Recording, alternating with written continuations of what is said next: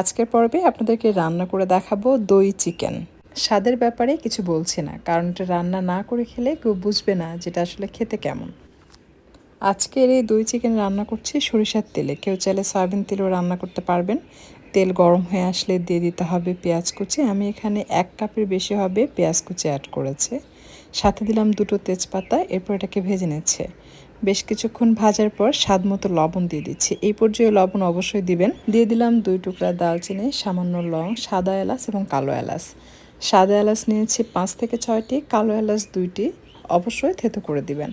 আর দিয়ে দিলাম হাফ চা চামচ মৌরি এবং আস্ত কয়েকটি রসুন, সে সাথে কাঁচামরিচ 3টি।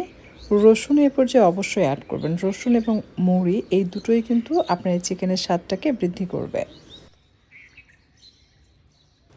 পেঁয়াজ বেশ কিছুক্ষণ ভাজার পর যখন বেরেস্তা হয়ে আসবে সেই পর্যায়ে অ্যাড করতে হবে টমেটো। আমি এখানে একটা এবং একটার হাফ টমেটো অ্যাড করেছি। টমেটো বেশি দিলে কিন্তু টক লাগবে। যেহেতু আমরা এখানে টক দই ইউজ করছি, তাই একটা বা দেড়টা, এর বেশি দেওয়া যাবে না। আমি এখানে 1 কেজির মতো মুরগির মাংস রান্না করব।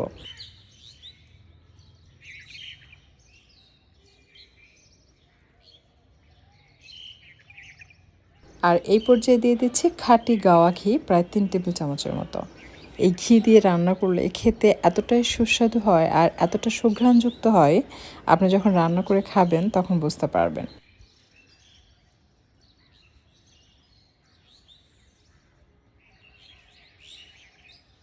টমেটো কষানো হয়ে আসলে অ্যাড করতে হবে আদা রসুন বাটা। আমি এখানে আদা রসুন বাটা দিয়েছি 2.5 টেবিল চামচের মতো। আর মরিচের গুঁড়া দিয়েছি 1 টেবিল চামচ। সেই সাথে দিয়ে দিচ্ছি হলুদের গুঁড়া 1.5 চা চামচ। দিয়ে এটাকে মিশিয়ে নিচ্ছে।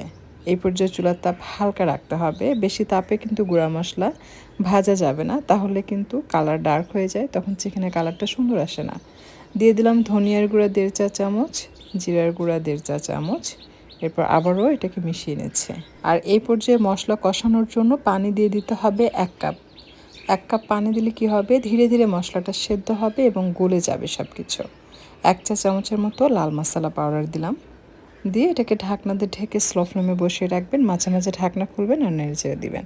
খেয়াল রাখবেন যেন তলানি থেকে পুড়ে না যায়। যখন মশলা খুব ভালোভাবে কষানো হবে, তেল সেপারেট হয়ে যাবে মশলা থেকে, সে পর্যায়ে অ্যাড করতে হবে মুরগির মাংস। আমি এখানে মুরগির গলার হাড়, গিলা, কলিজা সব ব্যবহার করেছি।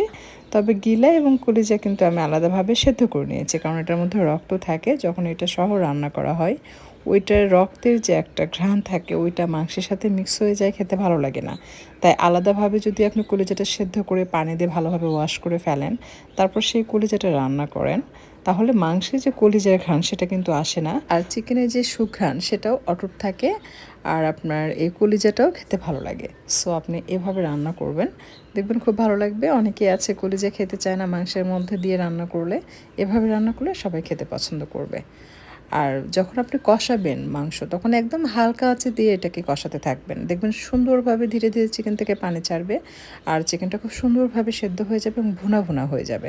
যখন চিকেন ভুনা ভুনা হবে, সেই পর্যায়ে আপনি অ্যাড করবেন টক দই 1/3 কাপ, অর্থাৎ হাফ কাপের একটু কম।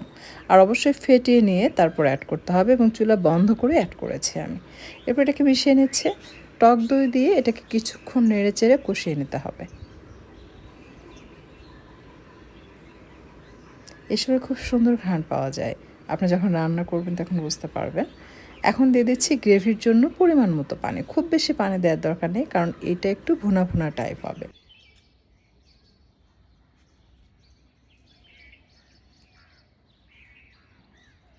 এ পর্যায়ে অবশ্যই লবণ চেক করে দেখবেন সব কিছু ঠিক আছে কিনা। এখন ঢাকনা দিয়ে ঢেকে দিচ্ছি। প্রথমে হাই ফ্লেমে রাখবো, তারপর মাঝারি থেকে কম আছে বেশ কিছু সময় ধরে এটাকে রান্না করব, ভুনা ভুনা হয়ে আসা পর্যন্ত।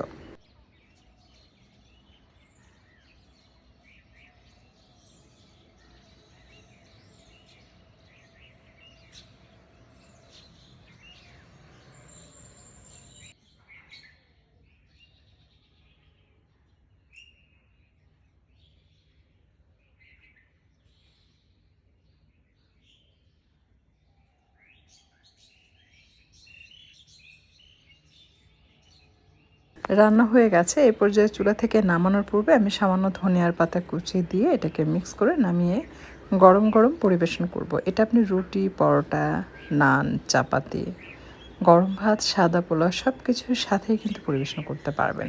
খেতে অসম্ভব মজার। যখন আপনি এটা গরম ভাতের সাথে খাবেন, মানে এত ভালো লাগে এটা খেতে যে মানে যখন আপনার খাবারটা শেষ হয়ে যাবে, আপনার কাছে মনে হবে আরেকটু খাই। মানে আবার মনে হয় কি যে আরেকটু খাই, মানে এরকম আর কি। পেট ভরে না, খাওয়ার চাহিদা মেটে না, মানে খেতে ইচ্ছে করে। আর মানে খুবই সুন্দর একটা মানে সুঘ্রাণ পাওয়া যায় আর কি। তো আমার কাছে মনে হয় আপনাদের কাছে খুবই ভালো লাগবে। দেখবেন পরিবারের সবাই খুবই পছন্দ করবে এবং বলবে যে তুমি কিভাবে রান্না করেছো, পুরোই ডিফারেন্ট স্বাদ। আর দেখতেই পাচ্ছেন এটা যে কতটা লোভনীয়। আশা করছি ভালো লেগেছে আজকের রেসিপি। যদি ভালো লাগে লাইক, কমেন্ট, শেয়ার করে চ্যানেলটি সাবস্ক্রাইব করে পাশেই থাকবেন।